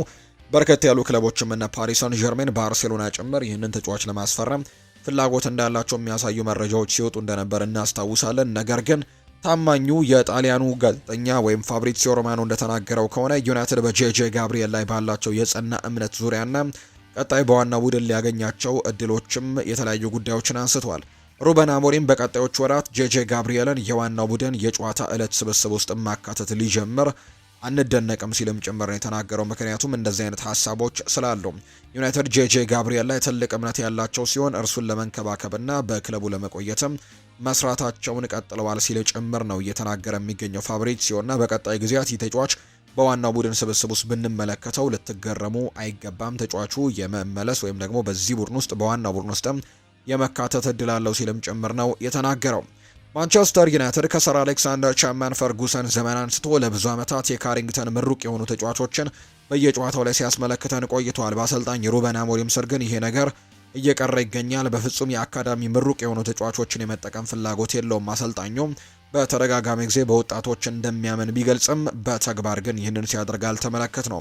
ለአብነት ያክልም እንግዲህ የተለያዩ መረጃዎች እየወጡ ነው። ከሰር አሌክሳንደር ቻፕማን ፈርጉሰን መልቀቅ በኋላ ማለትም ከ2013 የውድድር ዓመት በኋላ እንደ አሰልጣኝ ሩበን አሞሪም በቋሚ አስተላለፍ ውስጥ በማንቸስተር ዩናይትድ አካዳሚ ያለፉ ተጫዋቾችን ሳይጠቀም ብዙ ጨዋታዎችን የመራ አሰልጣኝ የለም። ሩበን አሞሪም ወደ ዩናይትድ ከመጣ አንስቶ በማንቸስተር ዩናይትድ አካዳሚ ያለፉ ተጫዋቾችን በቋሚነት አስተላለፍ ውስጥ ሳያካትት 18 ጨዋታዎችን ማድረግ እንደቻለ ነው የሚነገረው። ይሄ ቁጥር አስገራሚ የሚያደርገው ከሱ በፊት ማንቸስተር ዩናይትድን ያሰለጠኑት ዳቪድ ሞይስ፣ ሉዊ ቫን ሃል፣ ዦዜ ሞሪኒዮ፣ ኦሌ ሶልሻየር እንዲሁ ደግሞ ራልፍ ራኒክ በአንድ ጨዋታ የማንቸስተር ዩናይትድ አካዳሚ ተጫዋቾችን በቋሚ አስተላለፍ ውስጥ ሳያካትቱ ምንም አይነት ጨዋታም አለማድረጋቸው ነው። ቢያንስ አንድ ተጫዋች በስብስባቸው ውስጥ ይኖር ነበር። ኤሪክ ቴን ሃግ እንኳን ማንቸስተር ዩናይትድን እየመራ 168 ጨዋታዎችን አድርጎ በሁለት ጨዋታዎች ብቻ ነው በማንቸስተር ዩናይትድ አካዳሚ ያለፉ ተጫዋቾችን በቋሚ አስተላለፍ ውስጥ ሳያካትት ጨዋታን ያደረገው። ሁለት ጨዋታዎችን ብቻ ከአካዳሚ የወጡ ተጫዋቾች ስብስቡ ላይ ሳይኖሩ ጨዋታዎችን አድርጓል እንጂ ከዛ ውጭ ግን በነበሩ ጨዋታዎች ላይ በሙሉ እንግዲህ ኤሪክ ቴን ሃግም 166ቱ ጨዋታዎች ላይ የአካዳሚ ተጫዋቾችን በስብስብ ውስጥ አካቷል ማለት ነው። በአሰልጣኝ ሩበን አሞሪም በኩል ግን ይህንን ነገር ያልተመለከተም እስካሁን ድረስ 18 ጨዋታዎችን ያለ አካዳሚ ተጫዋቾችን ማድረጉን ነው ቁጥሮች እያሳዩ የሚገኙትና ከታዳጊ ተጫዋቾች ጋር እንግዲህ ከአካዳሚ ከወጡ ተጫዋቾች ጋር በተያያዘ አሰልጣኝ ሩበን አሞሪም ጥያቄዎች እየተነሱበት እንዳለ ነው መረጃዎች እየወጡ የሚገኙትና ለአካዳሚ ተጫዋቾች እድልም እሰጣለሁ በሚል በተደጋጋሚ በጋዜጣዊ መግለጫዎች ላይ ሀሳቡን ቢያሰማም ነገር ግን በተግባር ላይ ግን ሜዳ ላይ ያንን ነገር በትክክል እያደረገው እንዳልሆነ የሚያሳዩ ቁጥራዊ መረጃዎችን ነው እየተመለከተን የምንገኘው። ከማንቸስተር ዩናይትድ ጋር የተያዙ ጉዳዮችም እነዚህን ነው የሚመስሉት። የአርሰናል ጉዳዮችን ደግሞ ወደ እናንተ እናደርስ ውድ ቤተሰቦቻችን። አርሰናል የወሩ ምርጥ ተጫዋችን ይፋ አድርጓል። የፕሪሚየር ሊጉ መሪ የሆነው የሰሜን ለንደኑ ክለብ አርሰናል የህዳር ወር ምርጥ ተጫዋቻቸውን ይፋ አድርገዋል። በዚህ መሰረትም እንግሊዛዊው የፊት መስመር ተሰላፊ የሆነው ኤቢሪቼ ኢዜ የወሩ ምርጥ ተጫዋች በመባል ነው የተመረጠው። ኤቢሪቼ ኢዜ ከተሰጠው ድምጽም 35 በመቶ የሚሆነውን በማግኘትም ማሸነፍ እንደቻለ ነው የተነገረው። ኤቢሪቼ ኢዜ ዴክላን ራይስን እና ሊያንድሮ ትሮሳርድን በመብለጥ ነው በወር ውስጥ እንግዲህ ምርጡ ተጫዋች ተብሎ ሽልማት እንደተበረከተለት የተነገረው። በዚህ ወር እንግዲህ ቶተንሃም ሆትስፐርስ ላይ ጭምር ሃትሪክ መስራቱን እናስታውሳለን። 3 ጎሎችን ያስቆጠረበት ጨዋታ እንደነበር እናስታውሳለን እና የወሩ ምርጥ ጎልም በአርሰናል በኩል የተመረጠው ኤቢሪቼ ኢዜ ቶተንሃም ላይ ያስቆጠረው 4ኛ ጎል እንደነበር ለአርሰናል 4ኛ ጎል ለራሱ ሃትሪክ የሰራበት ጎል እንደነበር እናስታውሳለን እና በዚህ ወር በአጠቃላይ 35 በመቶ የሚሆነውን የደጋፊዎችን ድምጽን በማግኘትና ዴክላን ራይስንና ሊያንድሮ ትሮሳርድን በመብለጥ የአርሰናል የወሩ ምርጥ ተጫዋች ሽልማትን ማሸነፍ የቻለም ተጫዋች ሆኗል። ስለ ጥሬ ተጫዋቾች የዝውውር መስኮት በተመለከተ አሰልጣኝ ሚኬል አርቴታ ጥያቄ ቀርቦለት ሀሳቡን ሰጥቷል። ሁልጊዜም ዝግጁ መሆን አለብን፣ ቡድኑን ለማሻሻልና ለመጠበቅም እድሉ ሲፈጠር በሚሆነው ነገር ላይ በመመስረትም ለዚያ ክፍት መሆን አለብን ሲልም ጭምር ነው የተናገረው። ከአሁን እስከ ክረምት የዝውውር መስኮት መካከልም ምን እንደሚሆን ማን ያውቃል ሲልም ጭምር ይናገራል። ያ እግር ኳስ ነው፣ ዝግጁ እንሆናለን፣ እናም ቡድኑ ደግሞ ሊያጋጥመው የሚችለው አደጋን እናውቃለን ሲልም ጭምር ነው የተደመጠው ምንም አይነት እርምጃ መውሰድ ካለብን ዝግጁ እንሆናለን ሲልም ጭምር የተናገረው ሚኬል አርቴታ ሲናገር። ሌላኛው ጉዳቶች ቁልፍ ተጫዋቾችን ከጨዋታ ቡድን እንዲገለሉ ሊያስገድዱ ይችላሉ ሲልም ጥያቄ ቀርቦለት ነበር። አርቴታ ሲናገር ወደዚያ ደረጃ እንደርሳለን ብዬ ተስፋ አደርጋለሁ፣ ምክንያቱም ቡድኑ በተቻለ መጠን ከፍተኛውን ዝግጁነት ለመጠበቅና ከዚያም ደግሞ በዚያ ቀን ጨዋታውን የሚፈልገውን ነገር ለማድረግና ተስማሚ አስተላለፍም ለመምረጥ ችሎታ ስለሚሰጠን ነው። ይህ ፈተና በዚህች ሀገር ውስጥም ባሉ ክለቦች ላይ ይከሰታል፣ ስለዚህም የተለመደ ነገር ነው ሲል ነው ሚኬል አርቴታ ሀሳቡን የተናገረው። በጥር ተጫዋቾች የዝውውር መስኮት ሊለቅ የሚችል ተጫዋች አለው የሚል ጥያቄም ቀርቦለት ነበር። እስካሁን ምንም አይነት ሁኔታ አጋጥሞን አያውቅም። በአሁኑ ጊዜ ያንን ለማድረግ ምንም አይነት አማራጭ እንደሌለን በጣም ግልጽ ነው ሲልም ጭምር ነው አርቴታ የተናገረው። አርቴታ ተጫዋቾችን አፈራርቆ ስለመጠቀምም ተጠይቆ በጣም ጥሩ ነው፣ ብዙ ያላጋጠመኝ ነገር ይመስለኛል። ለመጫወትም ለሚጠብቁት ተጫዋቾች እድል እሰጣለሁ። እናም ተጫዋቾች ሲመለከቱና ጨዋታውን ለመቀየር የሚችሉ ብዙ አማራጮችም አሉን ሲልም ጭምር ነው የተናገረው አርቴታ ይቀጥልና ሚኬል ሜሪኖ ሁሉም ሰው ጤናኛ በሚሆንበት ጊዜ በ9 ቁጥር አማራጭ ሆኖ እንደሚቀጥል ሲጠየቅ እንግዲህ ቢያንስ በብቃቱና በቡድኑ ላይ እያወጣ ባለው ተጽዕኖ ምክንያት ምስጋና እንዳተረፈ አስባለሁና ስለዚህ ያው ነው መልሴ፣ እንግዲህ አማራጭ ይሆናል ሲልም ጭምር ነው የተናገረው። በዚህ ሳምንት አስተን ቪላ ብራይተንን ሲያሸንፍ ተመልክቻለሁ። እናም ኡናይ ኤምሪ ቡድናቸው ከአንተ ጋር ለዋንጫ ተፎካካሪ መሆኑን ጠየቅኩት። እሱም አይ ሊጉን ለማሸነፍ አርሰናል ነው ተገማቹ ሲል መለሰልኝ። አሰልጣኞች ከአንተ ጋር የአእምሮ ጨዋታ ጀምረዋል የሚል ጥያቄ ለሚኬል አርቴታ ቀርቦለት ነበር። አላውቅም፣ እያንዳንዱ አሰልጣኝ አስቴቱን የሚገልጽ ይመስለኛል። እናም ያ ብቻ ነው፣ ያንን ደግሞ ማክበር አለብን። ከዚያም በላይ ደግሞ ምንም ነገር የለም ሲልም ጭምር ነው የተናገረው አሰልጣኝ ሚኬል አርቴታ። ጉዳት ቢኖርም ቡድኑ ከቶትናምና ከባየር ሚኒክ ጋር ድሎችን ያስመዝግበዋል።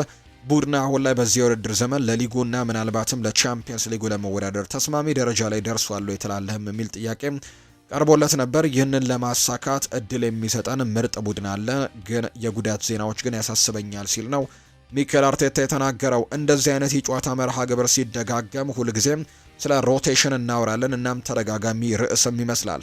በቀደሙት የውድድር ዘመናት ብዙ ሮቴሽን ማድረግ አልቻልክም፣ አሁን ግን ብዙ አማራጮች ስላሉ እንዴት ተላመድከው? አሁን አዋጭ አማራጭ ስለሆነ ተጫዋቾችን አቀያይሮ የመጠቀም ሀሳብን የበለጠ ክፍት ለማድረግም ረገድ እንደ አሰልጣኝ እንዴት ተለወጥክ የሚል ጥያቄንም ቀርቦለት ነበር ሚኬል አርቴታ።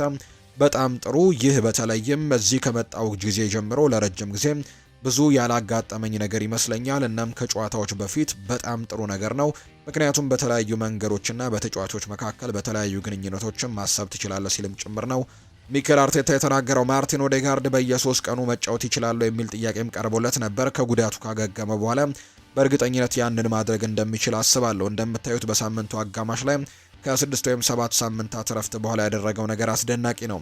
እሱ አስደናቂ ተጫዋች ነው፣ በጣም ብዙ የሚሰጠን፣ በእነዚህ ቦታዎች ላይም ካለን የተለየ ነገር የሚሰጠን ሰው ነው። ስለዚህም እሱን በማግኘቴ በጣም ደስተኛ ነኝ ሲልም ጭምር ነው አርቴታ የተናገረው። አርሰናል ከ18 ዓመቱ የመሃል ሜዳ ኮከብ አዩብ ቦአዲ ጋርም ለማስፈረም ከሚፈልጉ ክለቦች ቀዳሚ እንደሆነ እየተገለጸ ይገኛል። የተጫዋች በበርካታ ክለቦች ፍላጎት ውስጥ እንዳለ እየተነገረ ነው። አርሰናልም ከነዚህ ክለቦች መካከል አንደኛው እንደሆነ መረጃዎች እየወጡ ነው። አርሰናሎች የ18 ዓመቱን የመሃል ሜዳ ኮከብ የሆነውን አዩብ ቦአዲን ለማስፈረም ከሚፈልጉ ክለቦች መካከል ቀዳሚው እንደሆነ እየተነገረ ነው። አርሰናል ተጫዋቹን ለማግኘትም ግፊት እያደረጉ ሲሆን ከቼልሲና ከፓሪስ ሰን ዠርሜን ጋርም ትልቅ ፉክክር ይጠብቃቸዋል ተብሎ እንደሚታሰብ ነው ፋብሪስ ሃውኪንስ መረጃውን እያጋራ የሚገኘው። ሊል እንግዲህ የአዩብ ቦአዲን ውልም ለማራዘም በመጪው ክረምት እስከ 50 ሚሊዮን ዩሮ በሚደርስ ዋጋም ሊሸጡት እንደሚችሉ እየተነገረ ይገኛል። አርሰናሎች ግን ከቼልሲና ከፓሪስ ሰን ዠርሜን ጋር በመሆን የ18 ዓመቱን የመሃል ሜዳ ኮከብ የሆነው አዩብ ቦአዲን ለማስፈረም ትልቅ እንቅስቃሴ እያደረገ እንደሚገኝ ነው መረጃዎቹ የወጡት። አርሰናል ክሪስቲያን ሞስኩዌራን ብሬንትፈርድን ባሸነፉበት ጨዋታ የቁርጭምጭሚት ጉዳት ስላጋጠመው ከ6 እስከ 8 ሳምንታት ሊርቅ እንደሚችል ስጋት ፈጥሮባቸዋል። እስካሁን የሕክምና ምርመራው ይፋ አልተደረገም። ነገር ግን በርከት ላሉ ሳምንታት ግን ሜዳ ላይ ላይመለከቱት እንደሚችሉ ግን ግምቶች እየወጡ ይገኛሉና ይህንንም በተመለከተ የተለያዩ ሀሳቦች እየተነሱ ነው። በተለይ ተጫዋቹ ምናልባት እስከ 6 ሳምንታት ድረስ ጨዋታዎችን ላያደርግ እንደሚችል ግምቶች እንደወጡ ነው ሳሚ ሞክቤል መረጃውን እያጋራ የሚገኘው። ማንቸስተር ሲቲን ደግሞ የተመለከቱ መረጃዎችን እናንሳ። የፉልሃም ጨዋታን ረስተነዋል ብለዋል ፔፕ ጓርዲዮላ ሲናገር። እንግሊዝ ዓለም ዋንጫ እንዲሳካላትም እመኛለሁ ብለዋል። የማንቸስተር ሲቲው አሰልጣኝ ፔፕ ጓርዲዮላ እንግሊዝ የዓለም ዋንጫን ማሸነፍ እንዲሳካላት እንደሚመኙ ነው የገለጹት። እንግሊዝ እንደምታሳካው ተስፋ አደርጋለሁ። ጥሩ ለመምሰል አይደለም፣ ነገር ግን እዚህ በርካታ ዓመታት ቆይቻለሁና እንዲሳካላቸው እመኛለሁ ሲል ጓርዲዮላ ተናግሯል። ስለ ፉልሃሙ ጨዋታ የተጠየቁት አሰልጣኙ ረስተነዋል፣ ከጨዋታው ብዙ ነገሮችን ተምረናል፣ ነገር ግን ረስተነዋል ሲልም ነው የተናገረው። በሁለት ጨዋታዎች 6 ጎሎች እንዲቆጠርብኝ አልፈለግም፣ ነገር ግን በሊጉ ከፍተኛ ጎል አስቆጣሪ ክለብ ነን፣ በዛ ላይ ደግሞ መስራት ይኖርብናል ብለዋል ጓርዲዮላ። ሰንደርላንድ አሁን ያለበት ደረጃ ይገባቸዋል ሲል ነው ጓርዲዮላ የተናገረው። አሰልጣኝ ፔፕ ጓርዲዮላ በንግግራቸው ወቅትም ሮድሪ ከሰንደርላንዱ ጨዋታ ላይ እንደማይደርስ ነው በሰጡት አስተያየት ላይ የተናገረው። በሳምንቱ አጋማሽ ከፉልሃም ጋር እንግዲህ በጣም ትልቅ ትንቅንቅን አድርገው እንደነበር እናስታውሳለን። 5-4 በሆነ ውጤት ነበር ጨዋታውን ያሸነፉት። 5-1 ሲመሩ የነበረበት አጋጣሚም እንደነበር እናስታውሳለን። እና ያኔ ከጨዋታው በኋላ ተጠይቀው ሀሳባቸውን ሲሰጡ የነበረኝን ትንሽ ጸጉሬንም አጥቼዋለሁ የሚል አይነት ሀሳብን በጭንቀት ተናግረው እንደነበርና በጣም አስጨናቂ እንደነበር ጭምር የተናገሩት። የተቆጠረባቸው ጎሎችም በመከላከል ስህተት የተገኙ እንጂ በጣም ያን ያክል አስጊ እንዳልሆነ ጭምር ነው አሰልጣኙ ፔፕ ጓርዲዮላ የተናገሩት። በቀጣይ ጨዋታ እንግዲህ የሚጠበቀውን ነገር ለማድረግም እንደሚሞክሩ የተናገሩት። ሰንደርላንድ በጣም ጠንካራ ቡድን እንደሆነ ተመልክቼ ያለው ሌብሪስ በጣም ጥሩ ቡድን የሰራው ከተለያዩ ተጋጣሚዎች ጋር የነበረውንም ጨዋታ ተመልክቼ ያለውና ዘንድሮ ያመጡት ውጤትም የሚገባቸው አይነት ውጤት ነው። ስለዚህ ከኛ ጋርም ትልቅ ፉክክር እንደሚኖር አምናለሁ። ጎሎች እንዲቆጠርብንም እንደዚህ አልፈልግም፣ ምክንያቱም ባለፉት ጨዋታዎች 6 ጎሎች ተቆጥረውብናል እና ይሄ ነገር መቅረት ይኖርበታል። በእርግጥ ግን እኛ በጣም ጎል አስቆጣሪ ቡድን ነን፣ ያንን ነው ማስቀጠል ያለብን ሲል ነው ፔፕ ጓርዲዮላ የተናገረው። ስለ ሰንደርላንድ ሲናገርም ሰንደርላንድ በ6ኛ ደረጃ ላይ መቀመጡ ለኔ ይገባቸዋል ብዬ ነው የማስበው፣ ምክንያቱም የሚያደርጉት ነገር ሁሉ ጥሩ ነው። ስለዚህም ደግሞ ለኛ ከባድ ፈተና እንደሚሆንም አስባለሁ ሲልም ጭምር ነው የተናገረው። ፔፕ ስለ ሰሞኑ የሲቲ የመከላከል ብቃትም ሲናገር እውነት ነው፣ ከሊድስ ዩናይትድ ጨዋታ ላይ 2 ጎሎችን ከዚያም ደግሞ በፉልሃም ጨዋታ ላይ 4 ጎሎችን አስተናግደናል። ነገር ግን ሊድስ ስንት ኢላማቸውን የጠበቁ ሙከራዎችን ያደረጉት 3፣ ከዛ ውስጥ ደግሞ 2ቱ ተቆጥረዋል። ፉልሃምስ 5 ኢላማቸውን የጠበቁ ሙከራዎችን አድርገው 4ቱን አስቆጠሩ። ስለዚህ በዚህ ውስጥም ሆነ የምትረዳው ነገር አለ። የመከላከል ድክመት እንዳትል የተሞከረብን በ2 ጨዋታዎች በአጠቃላይ 9 ብቻ ነው። ድንቅ ብቃት እንዳትል ደግሞ የተቆጠረብን 6 ነው። ዞሮ ዞሮ መሻሻል ግን አለብን ሲል ነው ፔፕ ጓርዲዮላ የተናገረው። ወይም ዛሬ ወይም ደግሞ ነገ ጠዋት ይህንን ችግር ለመቅረፍም እንነጋገራለን፣ ከዛም የበለጠ ጠንካራ እንደምንሆን አስባለሁ ሲል ነው ፔፕ ጓርዲዮላ የተናገረው። ስለ ሮድሪ ጉዳትም ተጠይቆ ምላሹን ሰጥቷል። ባለፈው እኮ ለሰንደርላንዶች አይደርስም ብያችሁ ነበር፣ ሙሉ በሙሉ በጤናማ እስኪሆን ድረስም ምን ያክል ጊዜ እንደሚፈጅበት አላውቅም፣ ከሪያል ማድሪድ ጨዋታ በፊት እንደገና ጠይቁኝ እሺ እንዳትረሱ ሲልም ጭምር ነው ፔፕ ጓርዲዮላ ለጋዜጠኞች ሀሳቡን የሰጠው። ሌላኛው ፔፕ እንግዲህ ስለ ዓለም ዋንጫ ዕጣ ድልድልም ተናግሯል። ሁሉም የሚወዳደሩት እነማን እንደሆኑ ያውቃል። እንግሊዝ በፍጻሜው እንድትገኝ ይፈልጋለሁ። የምሬን ነው፣ ማስመሰል አልፈልግም። በዚህች ሀገር ለ10 ዓመታት ለስራ ቆይቻለሁና ቶማስ ቱሄልም እንዲሳካልት ፈልጋለሁ። ስለዚህም ሁልጊዜም እንግሊዝ ይቅናት ብዬ ነው ማስበው ሲልም ጭምር የተናገረው ፔፕ ጓርዲዮላ በራያን አይት ኑሪ እድሎች እጦት ላይም ሲናገር በክለቦች የዓለም ዋንጫ ላይ ተጫውቷልና በጣም ጥሩ ነበር። የመጀመሪያው ጨዋታም ከወልቭስ ጋር፣ ሁለተኛው ደግሞ ከስፐርስ ላይም በከባድ ከጉዳት በኋላም ተጫውቷል። እናም ደግሞ በኋላ ላይ ኒኮ ኦሮሊ መጣና እሱ በጣም ጥሩ አፈጻጸምን አሳየ። ይህ ብቸኛው ምክንያት ነው፣ ከዚያ በላይ አይደለም። በራያን አይት ኑሪ በጣም ደስ ብሎናል። እናም ደግሞ እንደሚረዳንም አውቃለሁ። ለረጅም ጊዜም እኛ ጋር ነው። ፕሪሚየር ሊግን ያውቀዋል። ውጪና ውስጥም መጫወት ይችላል። በተለያዩ ቦታዎችም መጫወት ይችላል። አሁን ግን ኒኮ ኦሬሊ በጣም ጥሩ እየተጫወተ ነውና ለዛ ነው እንግዲህ እየተሰለፈ የማይገኘው። ያኛው ብቻ ነው ትክክለኛው ምክንያት እንጂ ሌሎች የተለያዩ ምክንያቶች ግን የሉም ሲልም ጭምር ነው ሀሳቡን የሰጠው የማንቸስተር ሲቲው አሰልጣኝ ፔፕ ጓርዲዮላ ሲናገር። የቼልሲን ጉዳይ እናንሳ። የቦርንመዝ ጨዋታ ከሊድስ ጨዋታ ጋር ተመሳሳይ ነው ብለዋል ኤንዞ ማሬስካ። የሰሜዎቹ አሰልጣኝ ኤንዞ ማሬስካ ቡድናቸው በቀጣይ መርሃ ግብር እየተሻለ መንቀሳቀስ እንዳለበት ነው ያሳሰበው። የቦርንመዝ ጨዋታ ከሊድስ ጨዋታ ጋር ተመሳሳይ ነው፣ ስለዚህም የተሻለ መጫወት ያስፈልጋል ሲሉ ነው አሰልጣኝ ኤንዞ ማሬስካ የተናገሩት። በቡድን ውስጥ የመሪ ማጣት ችግር የለም ያሉት አሰልጣኝ ኤንዞ ማሬስካ አሁን ባለን ወጣት ቡድንና ተጫዋቾችም ደስተኛ ነኝ ሲሉ ጭምር የተናገሩት። ነጥብ ስንጥል ሁልጊዜም ስለ ልምድ ይወራል። ባርሴሎናን አሸንፈን ከአርሰናል አቻ ስንለያይ ግን ማንም ስለ ልምድ አላወራም። ችግሩ ይህ አይደለም ሲሉ ነው ማሬስካ የተናገሩት። በጨዋታው ልምድ የነበረው ተጫዋችም ቶሲን አደርቤዮ ነበር። እሱ ደግሞ ቡድኑ ጥሩ ሲጫወት አልነበረም። ስለዚህም ችግሩ የልምድ አይደለም ሲልም ጭምር ነው ኤንዞ ማሬስካ የተናገረው። ሁሉም ጨዋታና ሁሉም ቡድኖች ጄምስ፣ ኔቶ፣ ካይሴዶ እና ሮሚዮ ላቪያን ይዤ መቅጠም እፈልጋለሁ። ነገር ግን ይህ ሲሆን ደግሞ ስላልቻለ ሌላ መፍትሄ ለማግኘት እንሞክራለን ብሏል። ሪስ ጄምስ ፔድሮ ኔቶን ከዛ በተጨማሪ ካይሴዶንና ላቪያንም ጭምር በአንድ ቡድን ይዤ መቅጠም እፈልጋለሁ ሲልም ጭምር የተናገረው። ሌላኛው ማሬስካ የሰጠው ሀሳብ ሁሉም ሰው ልምድ ያንሳቸው የሚል ደግሞ ነጥብ ስንጥል ነው።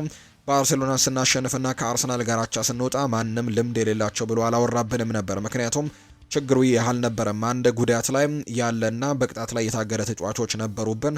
ነገር ግን አንድ ጨዋታን ስንሸነፍ ግን ልምድ የላቸውም የሚሉ አይነት ሀሳቦች ሁሉ ይነሱብናል። ጨዋታን ስናሸንፍ ግን ይህ ነገር አይነሳም ሲል የተናገረው ማሬስካ በልምድ ጉዳይ ላይ ቀጥሎም ሲናገር ሊድስን ስንገጥም ልምድ ያለው ተጫዋቾች ማን ነበር? ቶሲን አደረቢዮ ነበር። በሱ ደግሞ በጨዋታው ላይ ጥሩ አልነበረም። ስለዚህ ልምድ ያን ያክል በትልቁ ሊነሳ የሚገባ ምክንያት አይደለም ሲልም ጭምር ነው ማሬስካ የተናገረው።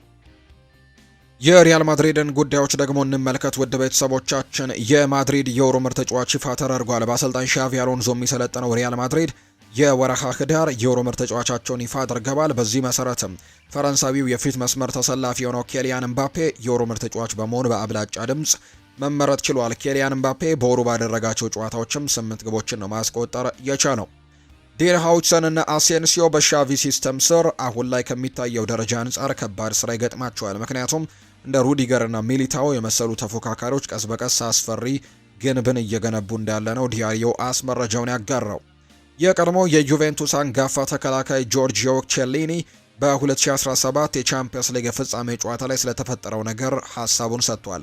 በሰዓቱ ትልቅ እቅድ ነበረን፣ ነገር ግን ኢስኮ በቀኝ በመሃልና በግራ በኩል ደግሞ እየተሽከረከረ በሚጫወትበት ሰዓት እቅዳችንን በሙሉ ከሸፈብን። በጨዋታው ላይ እሱን ለማቆምን በጣም ከብዶን ነበር፣ ምክንያቱም አንድ ቦታ ይዞ ሲጫወት አልነበረም፣ እዚህም እዛም ሲገኝ ነበር ሲል ጆርጂዮ ኬሊኒ ይናገራል።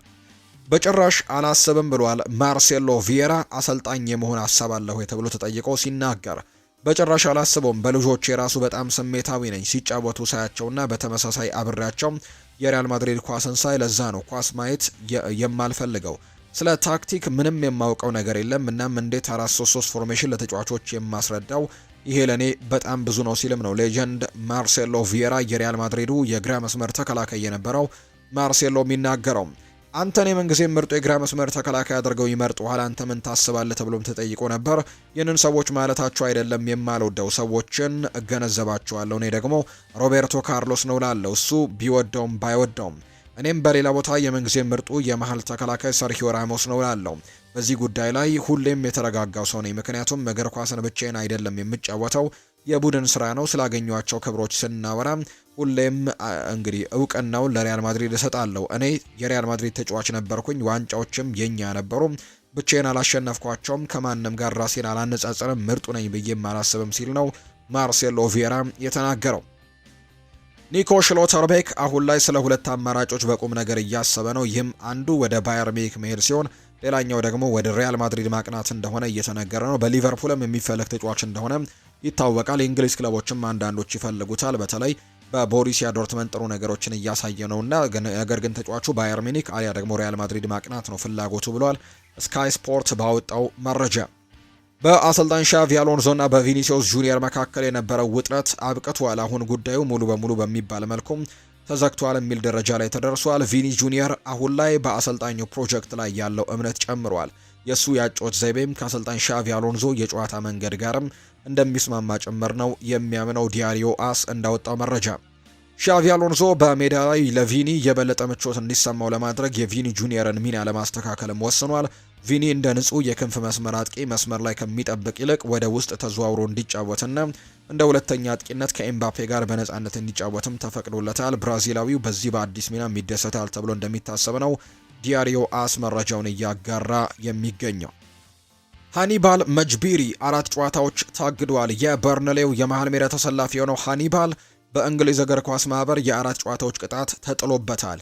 ተጫዋቹ ቅጣቱ የጣለበት ቡድኑ ከሊድስ ዩናይትድ ጋር በነበረው ጨዋታ የሊድስ ዩናይትድ ደጋፊዎች ላይ በመጥፋቱ ምክንያት እንደሆነ የተነገረው ሃኒባል መጅቢሪ ጥፋተኝነቱን በማመን ከኤፍኤው የጣለበትን ቅጣትም መቀበሉን የተናገረው ተጫዋቹ ከ4 ጨዋታዎች እገዳ በተጨማሪ የ15000 ፓውንድም የገንዘብ ቅጣትም እንዲሁ ተጥሎበታልና ሃኒባል መጅቢሪ 4 ጨዋታዎችን ለበርንሌ ከዚህ በኋላ ማድረግ እንደማይችል ነው የተገለጸው። በተለይ በርንሌ በዚህ ሰዓት በጣም በትልቁ ይፈልገው ነበር የተጫዋቹን ግልጋሎት፣ ምክንያቱም በወራጅ ቀጠና ላይ ነው የሚገኙትና ላለመውረድ በትልቁ ትግሎችን እያደረጉ በሚገኙበት ሰዓት የዚህን ተጫዋች ግልጋሎት ማግኘት ይፈልጉ ነበር። ነገር ግን ሳይሳካ ቀርቷል። የአራት ጨዋታዎች ቅጣት እንደተጣለበት የሚያሳዩ መረጃዎች ናቸው አሁን በሃኒባል መጅቤሪ ላይ የተመለከትነው። ሌላኛው የምናነሳው ጉዳይ የማንቸስተር ዩናይትድ የቀድሞው ተጫዋች የነበረው ጄሲ ሊንጋርድ ከክለቡ ጋር መለየቱ ይፋ ተደርጓል። እንግሊዛዊው የፊት መስመር ተጫዋች የሆነው ጄሲ ሊንጋርድ ከደቡብ ኮሪያው ክለብ ሴኡል ጋር መለየቱን ነው በይፋም የተረጋገጠው። እሱም ይፋ አድርጎታል። ጄሲ ሊንጋርድ ከደቡብ ኮሪያው ክለብ ሴኡል ጋር በጋራ ስምምነት ውሉን በማፍረስም በሚቀጥለው ሳምንት ክለቡን እንደሚለቅ ነው በይፋም የተነገረው። ሊንጋርድ በክለቡ የነበረው የ2 ዓመታት ቆይታ ላይ 18 ጎሎችን ማስቆጠር መቻሉ የሚታወስ ጉዳይ ነው። በመጀመሪያዎቹ ሳምንታት በተለይ ከአሰልጣኙ ጋር ጭምር ሰጣ ገባ ውስጥ ገብቶ የነበረበት ነገሮች እንደነበሩ የምናስታውሰው ነው።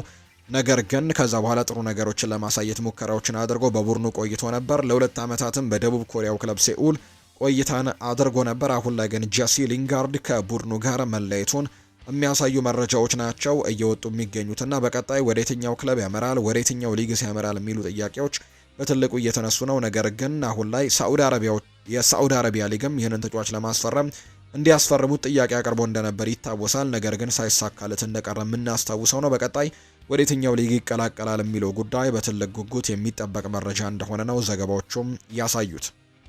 የተወደዳችሁና የተከበራችሁ ቤተሰቦቻችን ለዛሬ ያዝንላችሁ አዳዲስ ስፖርታዊ ጉዳዮች እነዚህን ይመስሉ ነበር። ስላደመጣችሁን፣ ስለተከታተላችሁን፣ ቆይታችሁን ከኛ ጋርም ስላደረጋችሁ እጅግ ከልብ አድርገን ነው የምናመሰግናችሁ። ፉአድ ባህሩ የዛሬውን ፕሮግራም እየመራው ከእናንተ ጋር ቆይታን አድርግ ያለው። በቀጣይ ፕሮግራሞቻችን ሌሎች አዳዲስ ስፖርታዊ ጉዳዮችን፣ ሌሎች መረጃዎችን ደግሞ በድጋሚ ይዘን የምንገናኝ ነው የሚሆነው። ለዛሬ ግን በዕለተ ቅዳሜ የማለዳ የስፖርት የመረጃ ሰዓታችን ለእናንተ የያዝንላችሁ ፕሮግራም ይህንን ይመስል ነበር። ቆይታችሁን ከኛ ጋር ያደረጋችሁ በሙሉ ላቅ ያለ ምስጋናችንን ለእናንተ ማቅረብ እንወዳለን።